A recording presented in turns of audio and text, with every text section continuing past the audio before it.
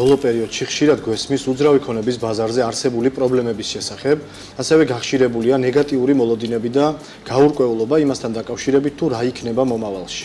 თუმცა ვფიქრობ, პრობლემაზე საუბარი ხშირ შემთხვევაში ძალიან ზედაპირულად ხდება და უფრო უსაფუძვლო პანიკას თუ შიშს გავს. ეს ყველაფერი, ვიდრე რეალური სურათის დანახვას. პრობლემაზე საუბარი მნიშვნელოვანია, მაგრამ ამ პრობლემის გადაჭრის გზებზე საუბარი უფრო მთავარი. სამწუხაროდ ბოლო პერიოდში მხოლოდ იმაზე მიდის მსჯელობა, რომ რაღაც კარგად არ არის, თუმცა არავინ საუბრობს, როგორ გავაუმჯობესოთ არსებული მდგომარეობა. ამიტომ მინდა მოვუწოდო როგორც დეველოპერულ, ასევე საბროკერო კომპანიებს, ფინანსურ ინსტიტუტებს თუ საჯარო სამსახურებს, დროა დავიწყოთ პრობლემის მოგვარებაზე ზრუნვა, ინიციატივების გაჟღერება იმისთვის, რომ ჩვენი ბაზარი არათუ შენელდეს, არამედ ჯანსაღი ზრდა განაგრძოს.